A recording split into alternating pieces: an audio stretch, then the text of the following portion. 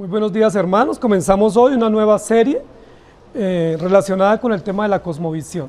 Durante muchos domingos estudiamos el tema del libro del profeta Jeremías y hoy comenzamos una nueva serie relacionada con las creencias y con la forma de ver la vida y la forma de interpretar y vivir las cosas que Dios nos ha enseñado.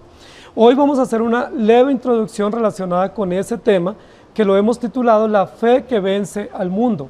Va a ser una serie de aproximadamente un semestre estudiando sobre la fe que vence al mundo. ¿Cuáles son los pilares de la fe bíblica?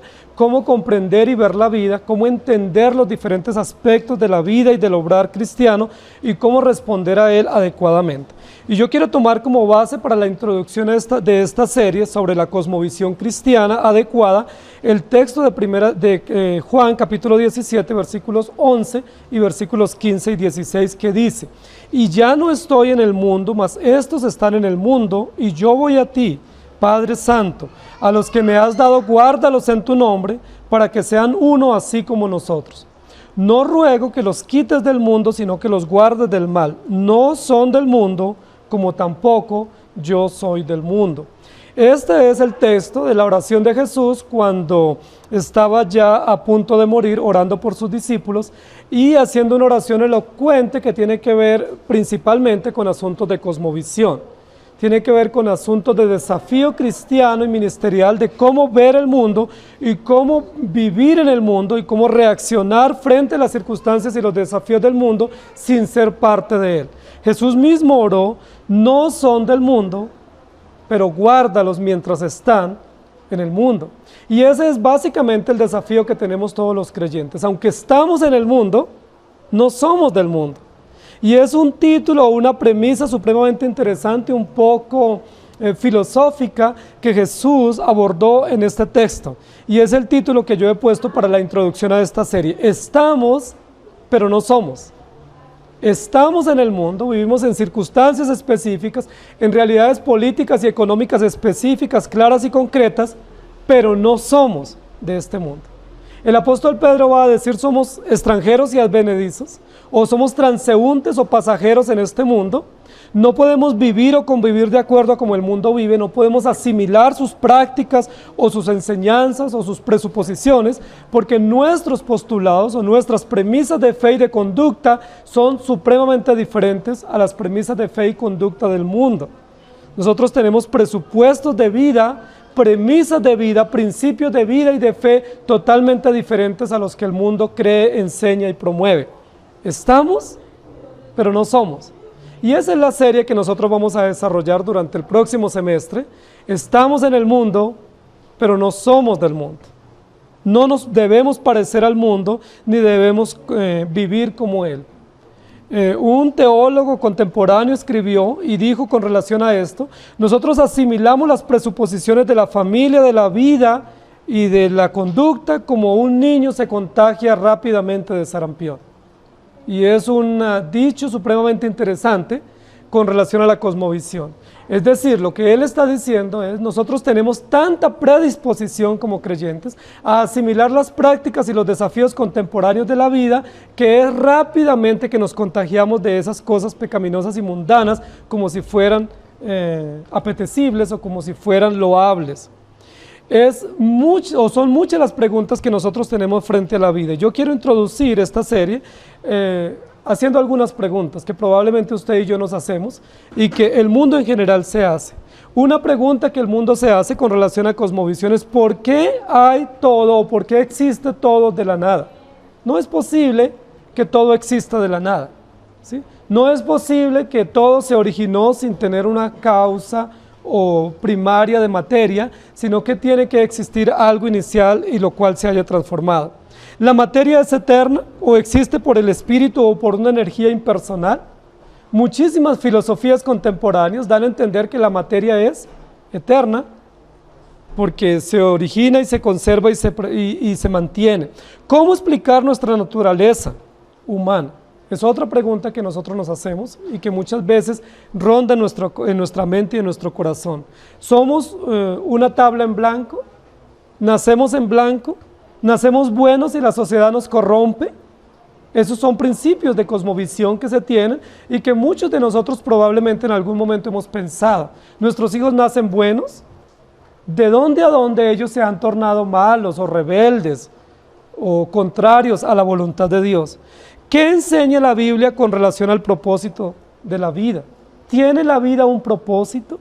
¿Tiene una razón de ser, un sentido y un significado? ¿Cuál es el propósito, el sentido y el significado de la vida? ¿Cuál es la razón de nuestra existencia? ¿Para qué estamos aquí? La Biblia nos va a responder esa pregunta y nos dice que fuimos creados a su imagen y a su semejanza y que existimos única y exclusivamente para la gloria de nuestro Señor, de nuestro Creador. ¿Cómo se determina lo que es bueno y lo que es malo? Esa es otra pregunta que muchos de nosotros probablemente nos hemos hecho en algún momento. ¿Cómo saber lo que es bueno? ¿Cómo saber lo que es correcto? ¿Cómo saber lo que a Dios le agrada y lo que le desagrada? ¿Quién determinó eso? ¿Quién estableció lo correcto? ¿Quién estableció lo que agrada? ¿La ética que nosotros tenemos es relativa? ¿O la ética del individuo es medida por las situaciones? ¿Puede ser interpretada subjetivamente? ¿Está determinada? ¿O cada quien la puede determinar a su libre árbitro? Son preguntas que nos hacemos y la sociedad se hace con frecuencia. ¿Dónde está la fuente del conocimiento de la vida y de la existencia? El hombre puede interpretar y determinar por sí mismo, por su propia inteligencia, por sus propios sentidos, lo que es bueno y lo que es correcto y el conocimiento verdadero. ¿Cuál es la base del conocimiento? ¿Nuestros propios sentidos? ¿Lo que percibimos? ¿Lo que interpretamos o lo que anhelamos o sentimos? ¿Cuál es el significado de la historia? ¿Tiene la historia humana y la historia universal un significado? ¿Tiene un hilo conductor? ¿Tiene un propósito? ¿Tiene un desarrollo? ¿Tiene un final? ¿O estamos simplemente en un ciclo o un círculo vacío, sin sentido, en un mismo ciclo o en una forma lineal, mecánica, sin propósito, viendo acontecimientos y circunstancias? ¿Cuál es el problema más grande que el hombre tiene ante sí mismo y ante Dios y ante la vida? ¿Cuál es ese mayor problema que todos tenemos? ¿Ese problema tiene una solución? ¿Cuál es la solución a ese problema principal que el hombre tiene? ¿Cómo el hombre puede ser salvo? ¿Puede ser salvo por sí mismo? ¿Hay salvación o no la hay? ¿Cuál es la verdad? ¿Hay alguien que tenga la verdad? ¿Cómo encontrar la verdad? ¿Para qué vivo? ¿Para qué nací? Si la vida no tiene sentido, si tengo tantos problemas y no le encuentro horizonte a mi existencia. Esas son preguntas que con mucha frecuencia nosotros nos hacemos y cuando estudiamos la serie de Jeremías encontramos que aún los creyentes, incluso Jeremías, el profeta de Dios, tuvo esos interrogantes en su corazón y los expresó con libertad. ¿Te has visto frustrado alguna vez? ¿Te has sentido frustrado buscando cambiar algunos pensamientos en tu vida? ¿Buscando cambiar algunas circunstancias en tu vida y no has encontrado la forma? ¿Has intentado convencer a un incrédulo o a un agnóstico sobre las verdades del Evangelio y no has logrado hacerlo? ¿Cómo convencer a un incrédulo frente a su obstinado pensamiento sobre Dios? ¿Qué va a pasar cuando nosotros muramos? Si la vida continúa después de la muerte, ¿qué hay detrás de la muerte? ¿Qué hay después? ¿Qué pasará cuando muramos? Algunos van a decir, no, la materia sencillamente se desorganiza, se desintegra y todo se acaba. Eso van a decir algunos, especialmente los existencialistas. Otros van a decir, no, después de la muerte hay reencarnación y vendrán otras vidas sucesivas y seguiremos en un proceso de autoperfeccionamiento y autocrecimiento. Y algunos aún insistirán que ese proceso les llevará a la misma deificación. ¿Cuál es el fin después de la muerte? ¿Qué hay después de la muerte? ¿Cómo saber y cómo responder a todas esas preguntas que probablemente están en nuestra mente y en nuestro corazón y están en el ambiente de la sociedad? La única respuesta para todas esas preguntas está en un sistema de creencias que se llama cosmovisión, en un sistema organizado, estructurado de pensamiento para poder llegar a la verdad. Estamos, pero no somos. Y ese es un principio de cosmovisión cristiana para nosotros. Estamos en este mundo, pero hemos sido redimidos por Jesucristo, por lo tanto no pertenecemos a este mundo, no somos ciudadanos de este mundo, estamos, pero no somos. Pero yo quiero inicialmente que revisemos qué es lo que enfrenta el creyente en asuntos de cosmovisión. ¿Cómo ustedes y yo, que estamos en una sociedad y nos movemos y nos desenvolvemos a diario en esa sociedad pecaminosa, cómo nosotros tenemos que enfrentar nuestra fe y nuestra vida? ¿A qué nos enfrentamos?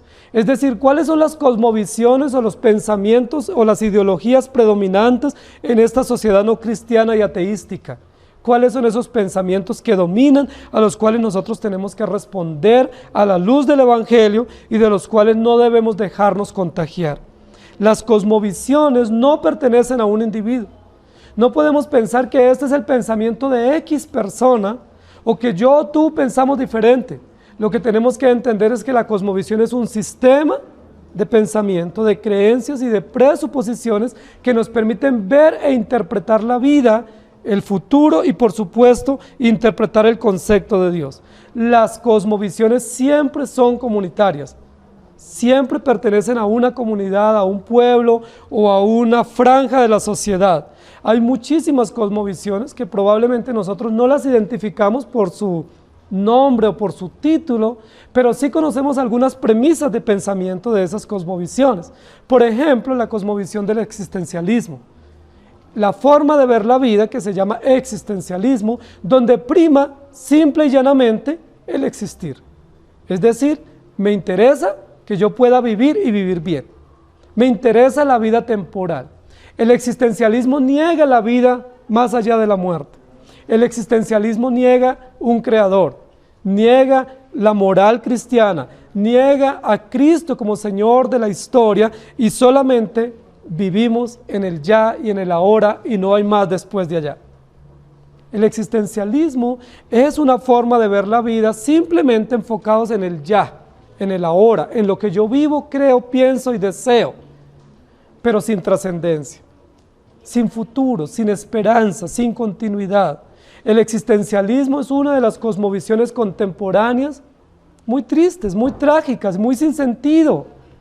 El existencialismo es come y bebe, porque no queda más. El existencialismo es comamos y bebamos, porque morimos y todo se acaba. No sé si han escuchado personas diciendo eso. A uno lo único que le queda es lo que come y lo que goza. Eso es existencialismo. A mí el único placer es lograr lo que yo quiero. Mi única intención es realizarme como persona y lograr mis sueños, los sueños de mi vida. Eso es existencialismo. Lamentablemente el pensamiento cristiano está permeado por existencialismo. Muchos de nosotros estamos interesados solamente en nuestro propio bienestar y en nuestro bienestar temporal y pasajero basado en las cosas materiales. El existencialismo está muy ligado al materialismo. Es decir, la razón de mi vida es lo que yo poseo, lo que yo tengo y lo que pueda disfrutar de esas cosas materiales. Las cosas me dan placer, me dan sentido. Vamos a ver jóvenes enfocados en esa filosofía, logrando aceleradamente o velozmente conseguir cosas, porque sienten o creen que esas cosas les dan estatus, les dan placer y les dan dignidad y son las que definen el sentido y el significado de su vida. Hay otra cosmovisión que es supremamente trágica, que gran parte de los jóvenes de nuestra sociedad la está siguiendo, y es el nihilismo.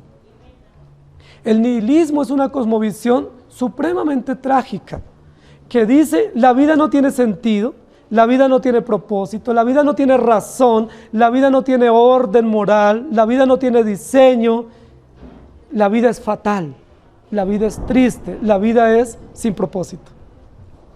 La mayoría de los jóvenes de las universidades hoy son nihilistas.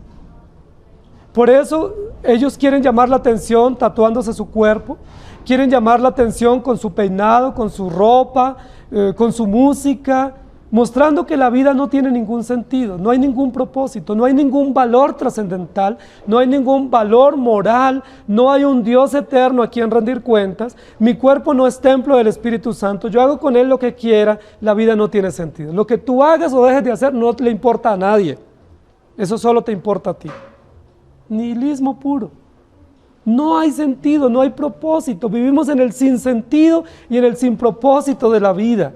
Una vida como en un remolino, hundiéndonos cada vez en el fracaso y en la decepción. Esa cosmovisión nihilística ha llevado cada vez a más jóvenes al fracaso. Hay tantos jóvenes que tienen la oportunidad de estudiar, comienzan muchas carreras y nunca terminan ninguna. No tiene sentido su vida.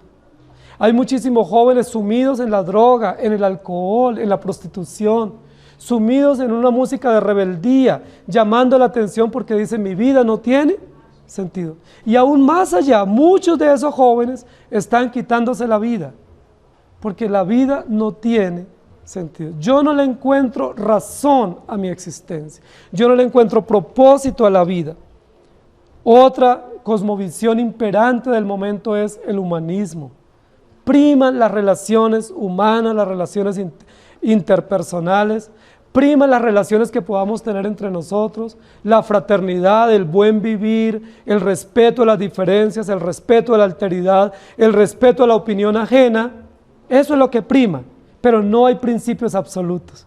Y por supuesto no hay principios eternos.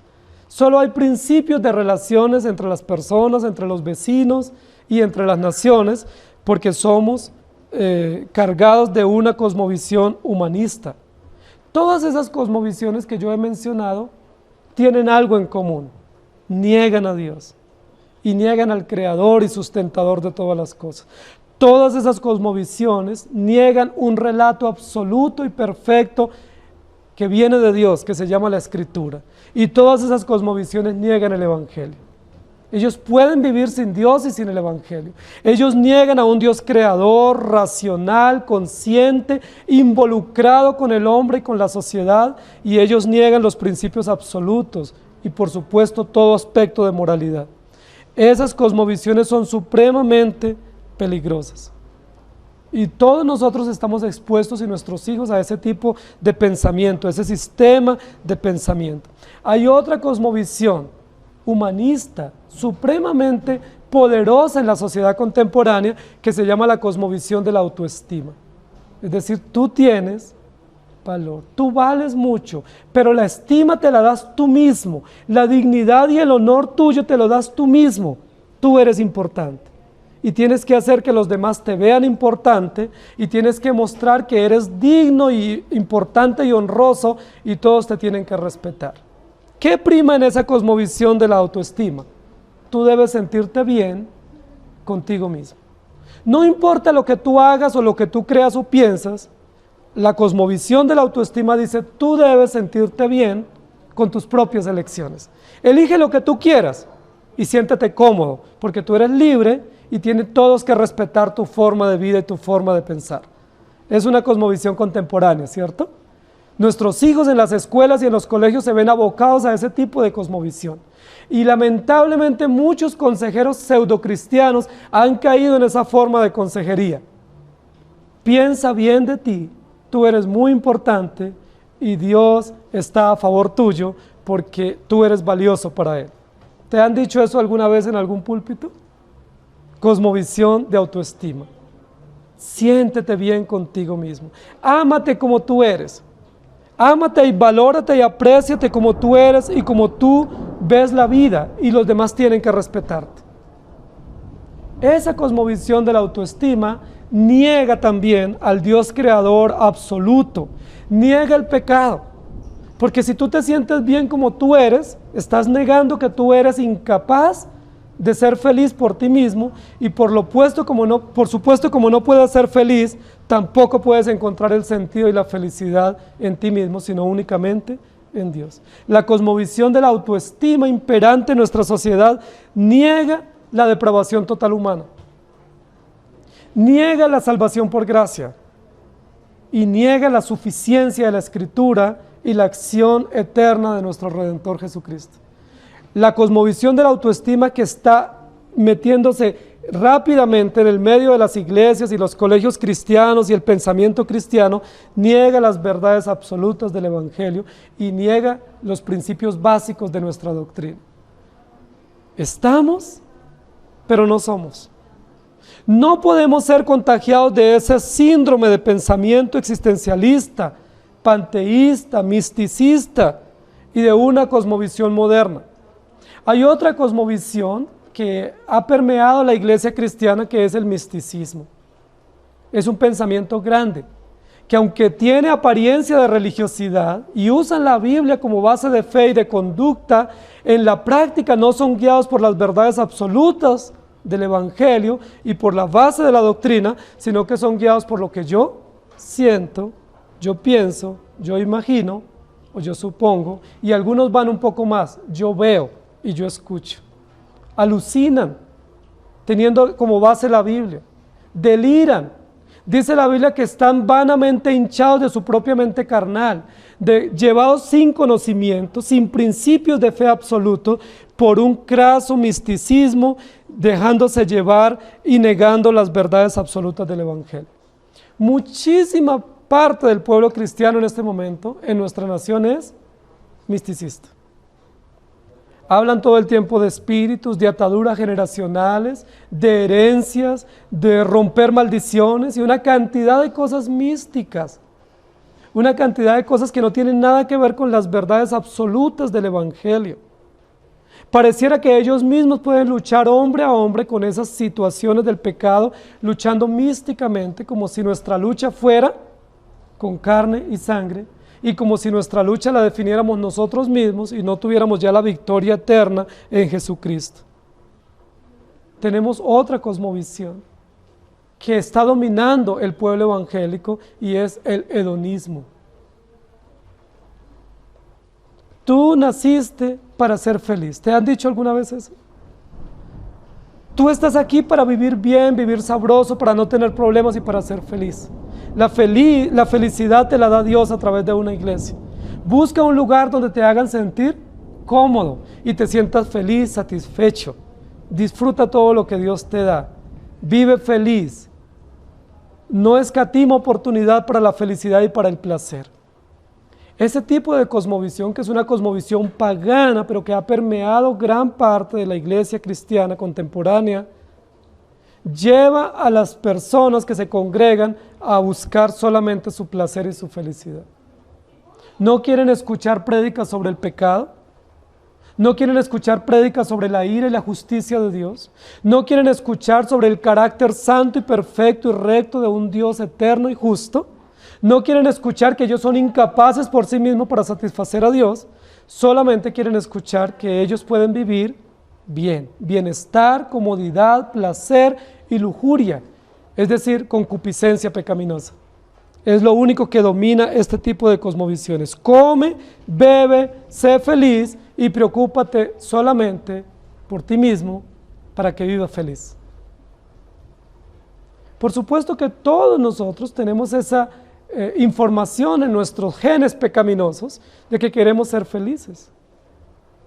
Esa es una información básica, elemental por diseño que la tenemos. ¿Quién no anhela ser feliz? ¿Quién no procura y promueve su propia felicidad? Sin embargo, la Biblia dice, en términos de cosmovisión, que la felicidad nunca la tendremos por nuestros propios medios, porque el ser humano, a partir del pecado, quedó destituido de la gloria de Dios y es enemigo de Dios. Y si somos enemigos de nuestro Creador, si somos enemigos de nuestro Dios y Señor, ¿podremos ser felices algún día? Si somos totalmente incapaces y ajenos a la voluntad soberana de Dios y a sus principios absolutos, ¿podremos alcanzar la felicidad y el placer con algunas premisas o algunas ideas? La Biblia, frente al tema de lo que nosotros enfrentamos, nos va a responder. La Escritura, que es la palabra de Dios, atacada por muchísimas generaciones, nos da el propósito y el sentido de la vida. La Biblia nos va a enseñar cómo luchar y cómo enfrentar esas cosmovisiones dominantes en nuestro propio corazón, en la sociedad que nos rodea y por supuesto en la iglesia. Nosotros como líderes de la iglesia, como ancianos de la iglesia, tenemos una tarea muy grande. Además de adorar a Dios y honrarle adecuadamente, tenemos la tarea de advertir el riesgo de esas cosmovisiones pecaminosas que pueden filtrarse dentro de nuestra fe y nuestra práctica, advertirlas, rechazarlas y denunciarlas. Nosotros somos producto de un Dios creador. Somos producto de un Dios amoroso y justo. Nos creó a su imagen y semejanza. No somos producto de la casualidad. No somos producto del azar o del olvido. Nos creó a su imagen y semejanza, pero nos creó con propósito, con razón y con sentido. Dios no solamente es el creador absoluto, sino el sustentador y proveedor de todas las cosas. Dios no creó y se fue y abandonó. No sujetó la creación y al hombre a leyes naturales o secundarias para que caminen por ellas. Nos sujetó bajo principios absolutos y eternos, nos dio su palabra, nos dio a Jesucristo, envió a su Espíritu Santo para que ustedes y yo podamos vivir con propósito, con sentido y con significado en nuestra existencia en esta tierra. Estamos, pero no somos. Segunda de Corintios capítulo 10 versículo 5 dice: derribando argumentos y toda altivez que se levanta contra el conocimiento de Dios y llevando cautivo todo pensamiento a la obediencia a Cristo. Y en segunda de Corintios capítulo 12 versículo 2 dice: conozco a un hombre en Cristo que hace 14 años, si en el cuerpo no lo sé, si fuera del cuerpo no lo sé, Dios lo sabe, fue arrebatado hasta el tercer cielo, hablando de cosmovisión cristiana, negando el tema del misticismo. Y Génesis 1, 26 al 28 dice: entonces dijo Dios, hagamos al hombre a nuestra imagen conforme a nuestra semejanza, y señoree en los peces del mar, en las aves de los cielos, en las bestias, en toda la tierra y en todo animal que se arrastra sobre la tierra. Y creó Dios al hombre a su imagen, a imagen de Dios lo creó, varón y hembra los creó. Y los bendijo Dios y les dijo: fructificad y multiplicaos, llenad la tierra y sojuzgadla, y señoread en los peces del mar, en las aves de los cielos, y en todas las bestias que se mueven sobre la tierra. Y luego en Apocalipsis capítulo 4, versículo 11 dice: Señor, digno eres de recibir la gloria y la honra y el poder, porque tú creaste todas las cosas, y por tu voluntad existen y fueron creadas. Esos textos que acabamos de leer niegan estas cosmovisiones dominantes en la sociedad contemporánea. Estos textos nos muestran principios elementales de cosmovisión cristiana. Hay un Dios, ese Dios es trino, ese Dios es creador, ese Dios nos creó a su imagen y semejanza. Ese Dios creador es sustentador, presente, activo en cada momento en la creación y por supuesto en la dirección y guía del hombre. Ese Dios creador estableció principios morales absolutos, determinados, perfectos. Y Dios nos creó con un propósito y un significado, y solamente encontraremos sentido a nuestra existencia terrenal cuando estemos unidos a Cristo Jesús. El hombre separado de Cristo nunca podrá encontrar sentido y significado a su existencia. ¿Qué es la cosmovisión? ¿Qué es una cosmovisión? No queremos enseñar cosas nuevas porque no nos corresponde. Tenemos como base la Escritura y nosotros somos abanderados de la sola Escritura. Creemos únicamente en la suficiencia, en la inerrancia y en la autoridad perfecta de la sola Escritura. Pero cuando hablamos de cosmovisión, estamos usando un término contemporáneo, no para negar la sola Escritura, sino para decir que la cosmovisión cristiana lo que nos muestra o identifica es un sistema de creencias, es un sistema de pensamiento, es un sistema o un lente para ver e interpretar la vida, y ese lente o ese relato o ese conocimiento o ese insumo a través del cual tenemos esas creencias o esas presuposiciones o esa cosmovisión se llama la Escritura, que es la palabra revelada y suficiente de nuestro Dios. No vayan a pensar que vamos a hablar de cosmovisión, es decir, otra cosa que le podemos añadir a la Escritura. Estamos diciendo que la cosmovisión es la forma correcta o el sistema de pensamiento que abarca toda la Escritura a través del cual podemos ver la vida e interpretar la existencia.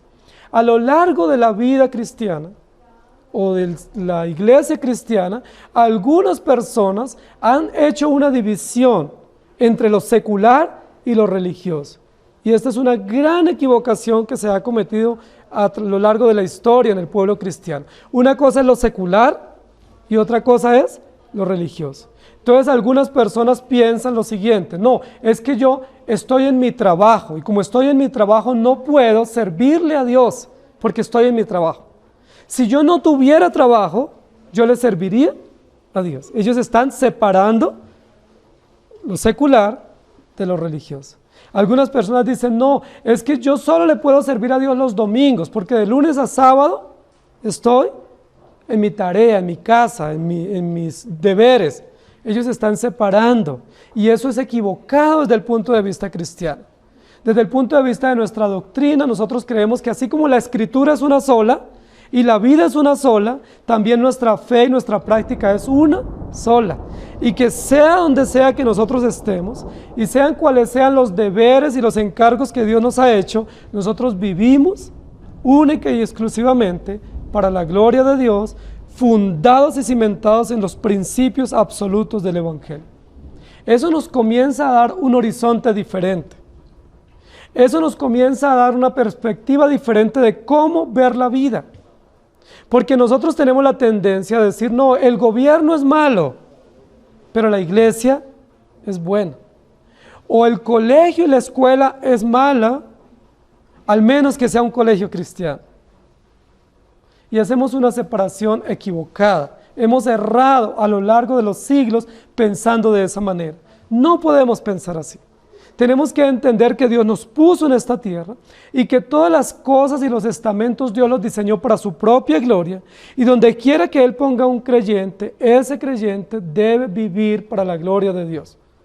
Sea en la escuela, sea en el trabajo, sea en la sociedad, sea donde quiera que Él se mueva, Él debe ver la vida y entenderla e interpretarla a la luz del Evangelio.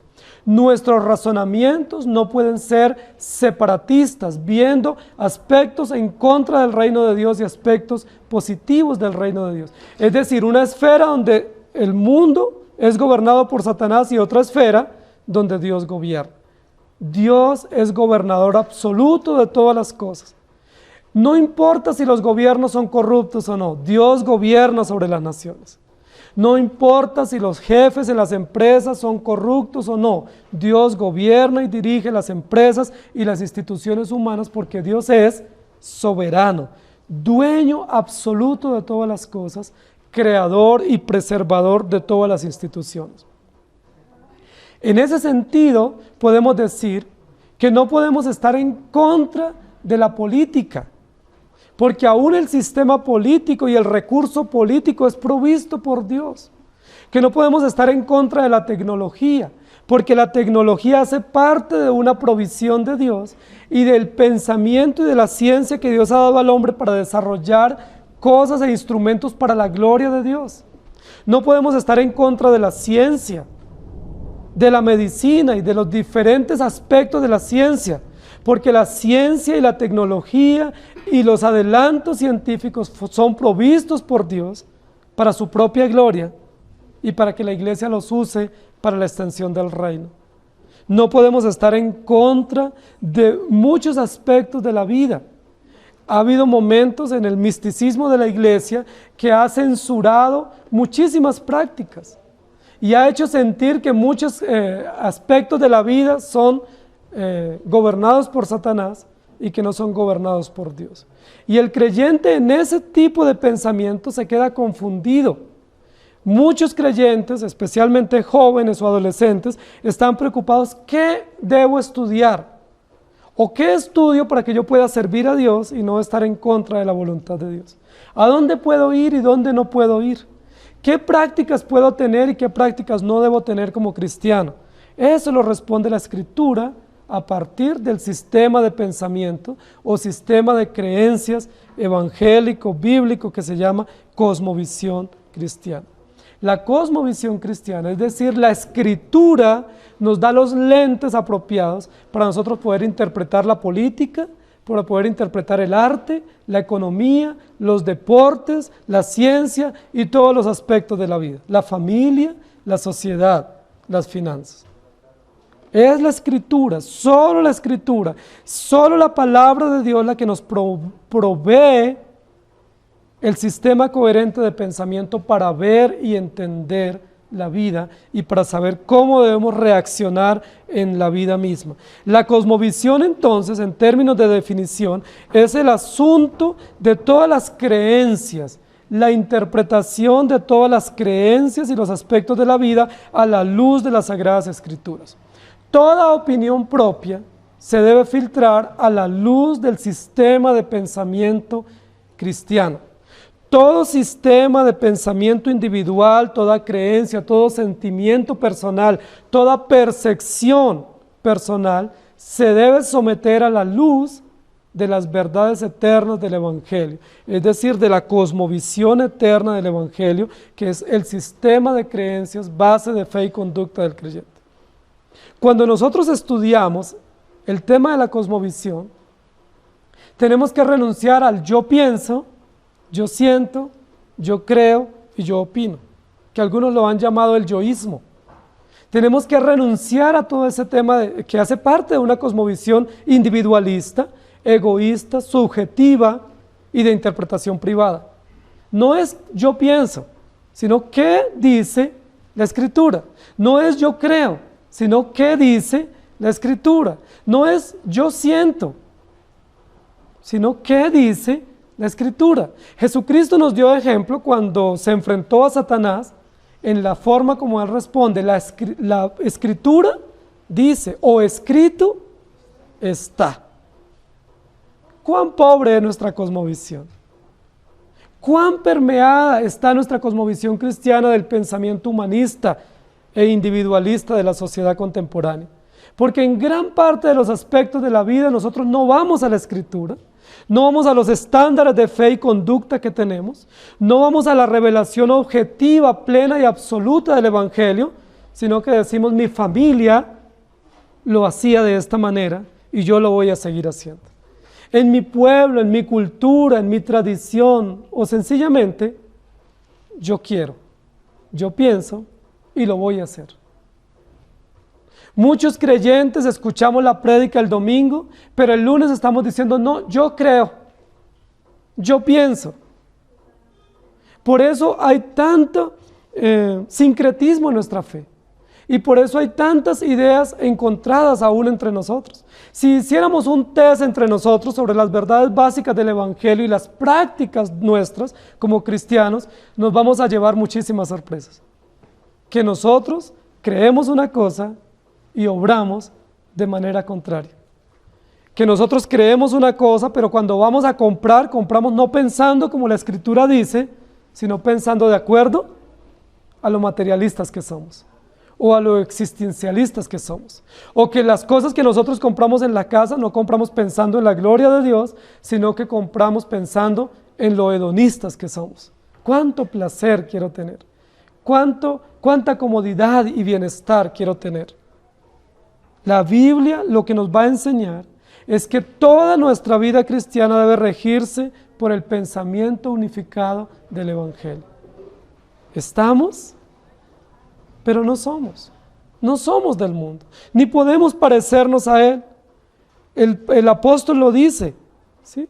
Nosotros no somos del mundo y no podemos parecernos al mundo porque el mundo pasa y sus deseos, pero solo el que hace la voluntad de Dios permanece para siempre. Ahora, algo supremamente importante con relación a la cosmovisión cristiana, que yo espero que ustedes recuerden y lo vamos a enfatizar el próximo domingo, es la cosmovisión cristiana se rige o se expresa o se manifiesta a través de un relato. Toda cosmovisión se fundamenta en un relato o en múltiples relatos. La cosmovisión cristiana se fundamenta en un único relato. ¿Saben cómo se llama ese relato?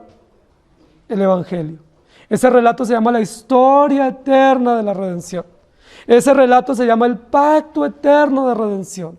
Ese relato es infalible, es eterno, es veraz, tiene razón de ser, es lógico, es coherente, es perfecto y nos revela no solo las verdades del carácter de Dios, sino nos revela los principios morales a través de los cuales debemos honrar y adorar al Dios verdadero.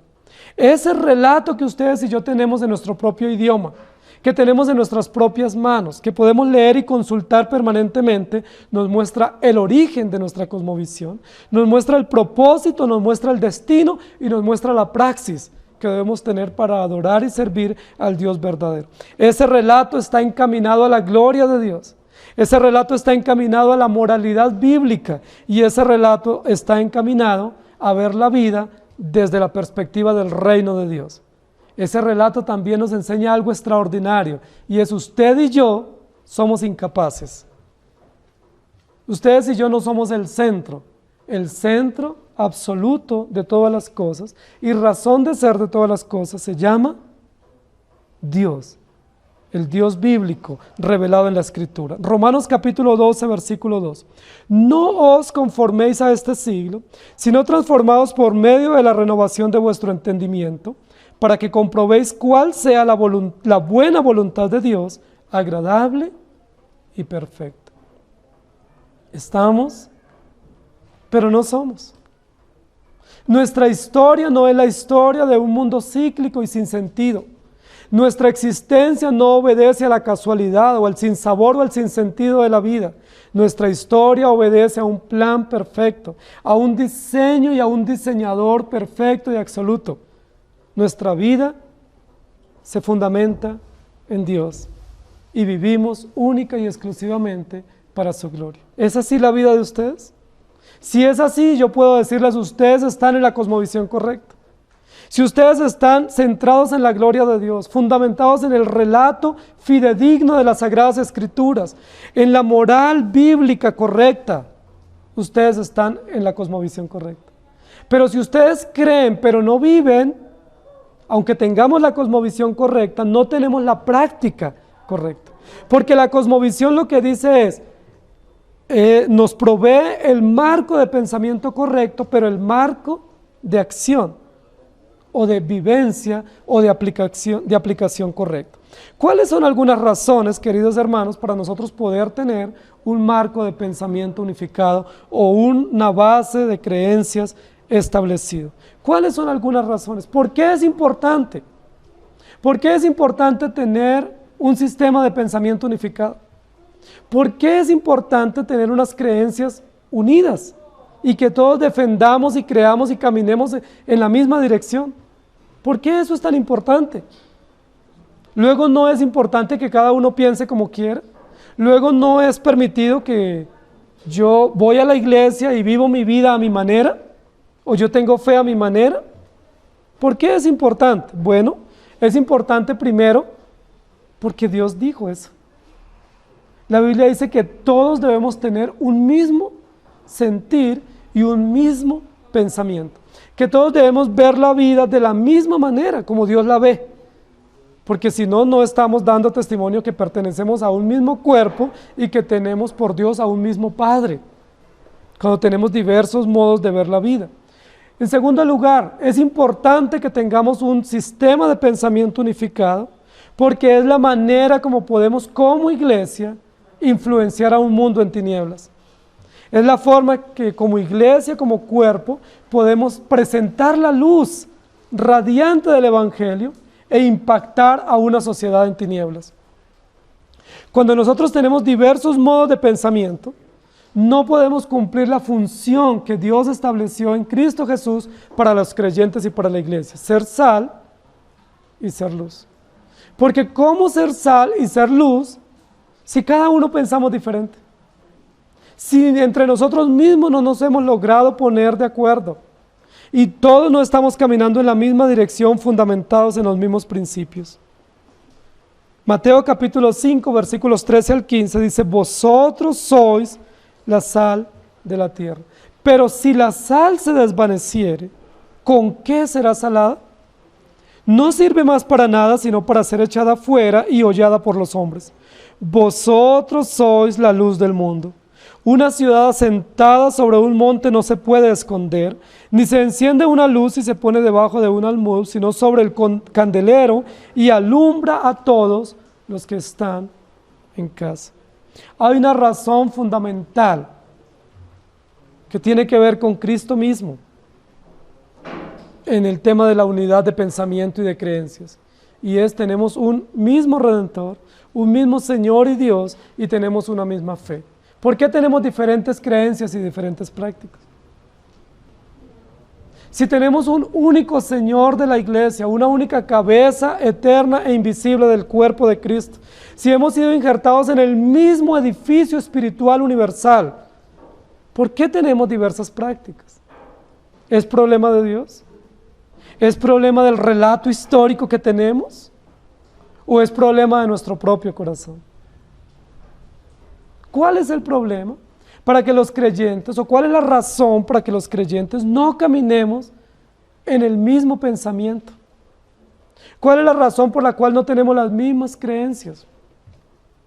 Encontramos personas en las iglesias diciendo, no, yo sí creo en Dios, pero yo creo que Él es solo amor. No puedo creer que Él sea un Dios justo. Eso ya no es cosmovisión cristiana. Hay personas que dicen, yo sí creo en Dios y creo que Él vivió y murió y resucitó para nuestra salvación, pero yo no creo que Él haya hecho un infierno para condenar a los impíos.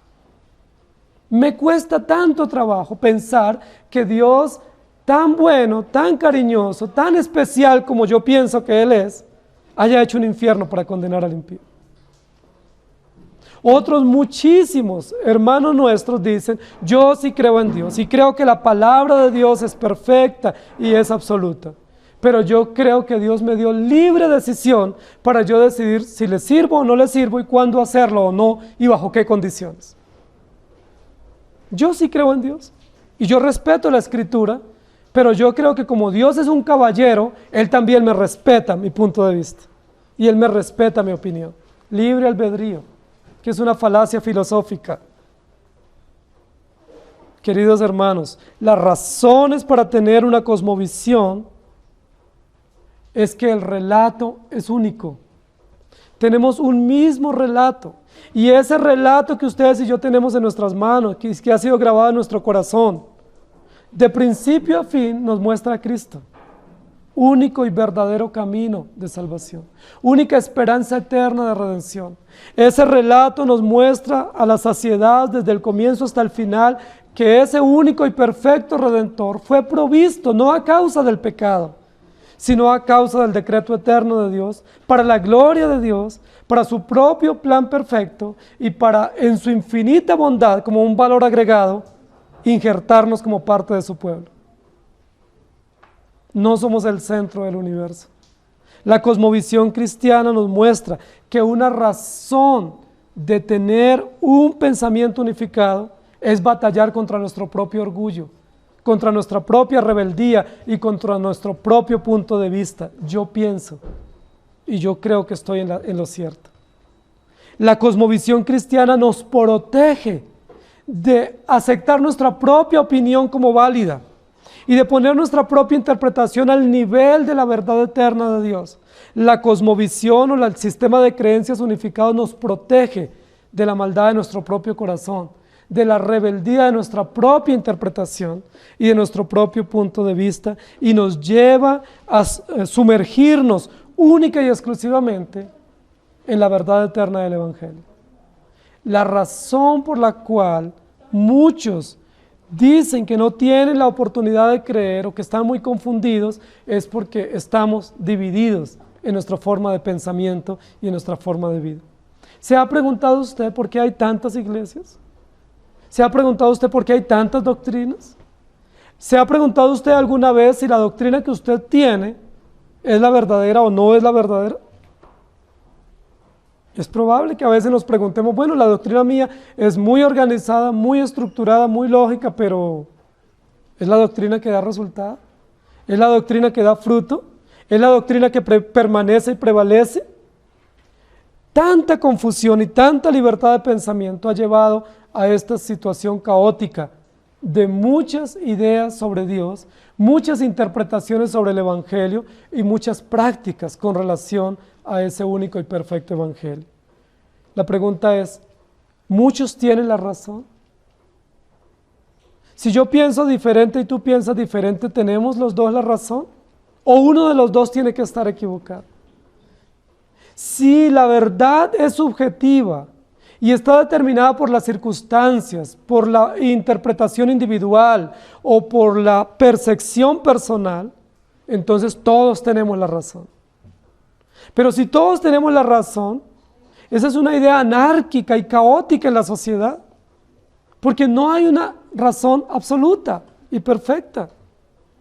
Si usted tiene la razón y yo la tengo, cosa que yo quisiera tenerla y tú también quisieras tenerla, eso lo que nos muestra es no hay absolutos.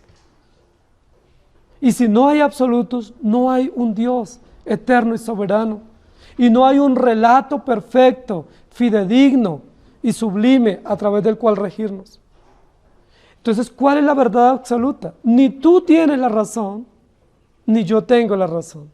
Ninguno tenemos la razón. Todos tenemos razonamientos necios, todos tenemos razonamientos subjetivos, razonamientos con motivos personales egoístas. Ninguno tenemos un razonamiento lógico y coherente. El único razonamiento perfecto viene de Dios y se nos es presentado y preservado a través de la sola Escritura. La razón por la cual necesitamos tener una cosmovisión clara es porque solo la palabra nos muestra el sentido y propósito de la vida y de la iglesia. No está a juicio de la interpretación individual de cada uno de nosotros. Esa cosmovisión cristiana no solo provee racionalidad, coherencia, perfección en principios morales, sino la cosmovisión bíblica cristiana provee sentido y significado a nuestra existencia. Y esa cosmovisión cristiana provee satisfacción. Dios sí nos satisface a través del Evangelio. Yo no soy satisfecho a través de mis propias elecciones o de mis propios conceptos, pero Dios, que es perfecto, que nos creó a su imagen y semejanza, que envió a su Hijo Jesucristo a perdonar nuestros pecados por infinita gracia, nos da sentido, nos da significado, nos da propósito y nos da satisfacción. Yo les pregunto, desde que Dios les ha permitido por su infinita gracia conocer el Evangelio, ¿su vida no ha cambiado?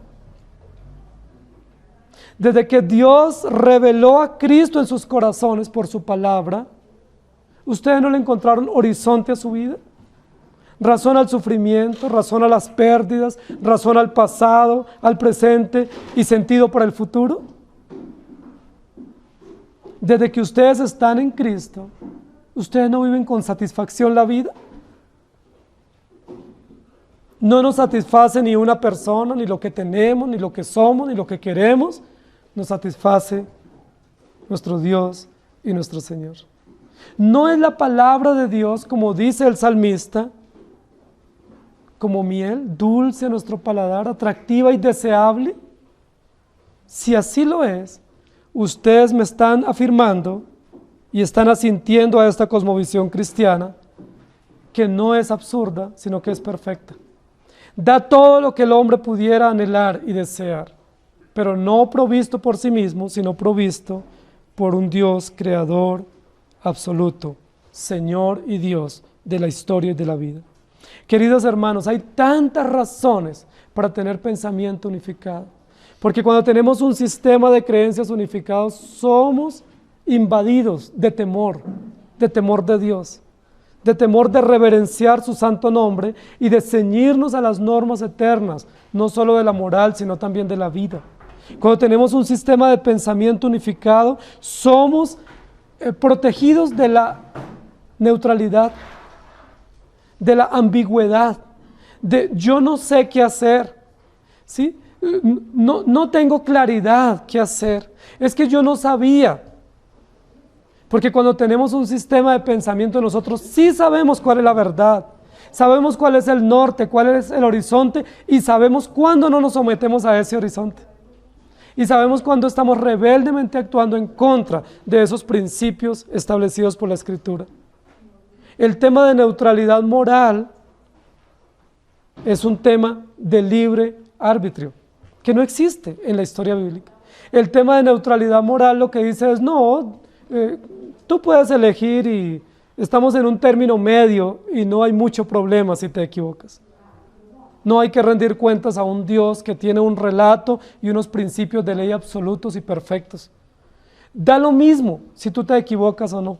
Da lo mismo si caminas en la dirección correcta o no. Al fin y al cabo, depende de ti. Tener una cosmovisión, tener una confesión de fe, tener unos lineamientos, unos estándares absolutos y unos estándares ceñidos por la palabra, nos protegen, porque nos muestran el marco adecuado de la doctrina y de la práctica de la iglesia. Y quien no se somete a ella, está en rebeldía a Dios. Quien no se ciña a ella, no está neutralmente actuando, sino intencionalmente actuando al margen de esa razón absoluta. Jeremías capítulo 15, versículo 19 dice, por tanto así dijo Jehová, si te convirtieres yo te restauraré, y delante de ti estarás, y si entresacares lo precioso de lo vil, serás como mi boca. Conviértanse ellos a ti, y tú no te conviertas a ellos. Deuteronomio 28:13 dice, te pondrá Jehová por cabeza y no por cola, y estarás encima solamente y no estarás debajo, si obedecieras los mandamientos de Jehová tu Dios, que yo te ordeno hoy, para que los guardes y los cumplas. Y el texto de Juan 17, 15 al 18, de Jesús en su oración, no ruego que los quites del mundo, sino que los guardes del mal. No son del mundo, como tampoco yo soy del mundo. Santifícalos en tu verdad, tu palabra es verdad. Como tú me enviaste al mundo, así yo los envío al mundo. Queridos hermanos, debemos reconocer nuestra gran debilidad para ceder con tanta facilidad a la cultura mundana. Debemos reconocer nuestra gran fragilidad y nuestra docilidad para dejarnos dominar por las ideologías dominantes de la sociedad. Debemos reconocer que con tanta facilidad no discernimos la verdad del Evangelio y las ideologías ocultas en muchas cosas que nos parecen inofensivas. Por ejemplo, gran parte de la televisión que nos llega a nosotros la vemos inofensiva. Gran parte de ella nosotros no logramos discernir las ideologías dominantes, paganas, las cosmovisiones que están inmersas en esos sistemas de pensamiento, de noticias o de comunicaciones o de deportes o de entretenimiento. ¿Cómo nosotros definir o entender la voluntad de Dios? Ahora, ¿cuál es la esperanza? Tenemos el Evangelio y la Biblia dice que tenemos a Cristo y se nos ha dado el Espíritu Santo como arras para poder entender cómo debe ser la mente y el proceder del cristiano.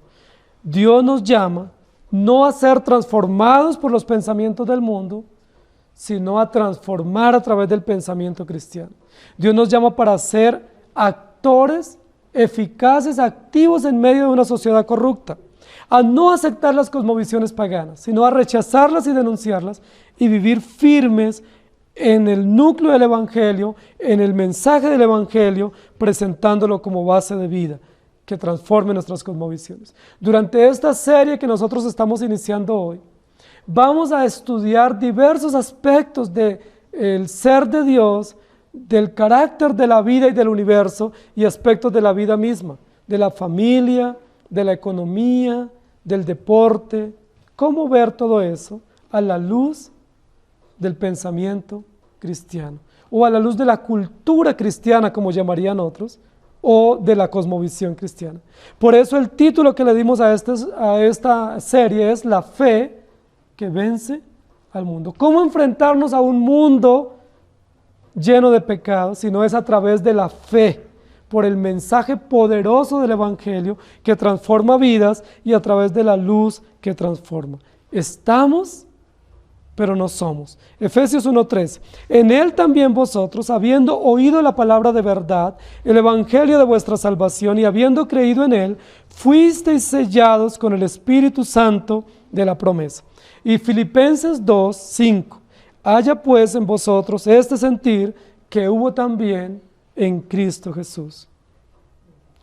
Romanos capítulo 8, versículo 5. Porque los que son de la carne piensan en las cosas de la carne, pero los que son del Espíritu, en las cosas del Espíritu. Y este texto nos plantea una pregunta retórica. ¿En qué piensas tú? ¿En qué piensas tú cuando viajas, cuando tienes vacaciones? ¿En qué piensas tú cuando llega tu salario? ¿En qué piensas tú con relación a la vida, la familia, la política, la economía? ¿En qué piensas? El texto del apóstol Pablo dice, los que son de la carne piensan en las cosas de la carne, porque esa es su cosmovisión. Piensan en su placer, piensan en su comodidad, piensan en su bienestar. Pero los que son del Espíritu, los que por gracia han sido transformados por el Espíritu Santo, solamente pueden pensar en las cosas del Espíritu.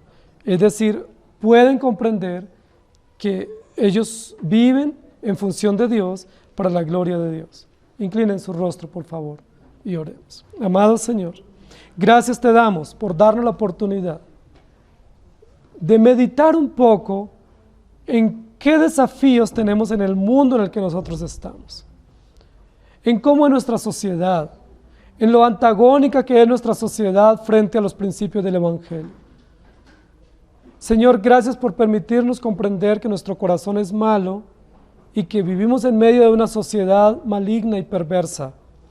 Tú la gobiernas, pero es una sociedad llena de maldad que quiere sacarte a ti de su mente y de su existencia y que presume vivir la vida sin ti. Gracias por darnos el Evangelio, porque el Evangelio no solo ha traído consuelo en nuestra vida para el pasado y el presente, sino esperanza para el futuro. Y gracias porque a través del Evangelio nos da seguridad de vida eterna. Pero gracias porque no solamente perdona nuestros pecados y nos da seguridad eterna de salvación por Cristo Jesús, sino que también por el mismo Cristo y por el mismo Evangelio nos das un sistema de fe y de pensamiento para ver la vida como tú la ves. Gracias porque tú reinas y gobiernas en este mundo y porque gobiernas a través de la iglesia. Y gracias porque renueva nuestro pensamiento de día en día para que se someta alegre y gozosamente a los postulados, a las premisas del Evangelio que son eternas, que son infalibles y que traen tanta satisfacción y gozo. Gracias, Señor, porque cosmovisión no es filosofía, no es conocimiento, cosmovisión es vida. Cosmovisión es evangelio aplicado en los diferentes aspectos de la vida. Ayúdanos a entender tu palabra y permítenos a través de esta serie, La fe que vence al mundo, poder entender que estamos, pero no somos.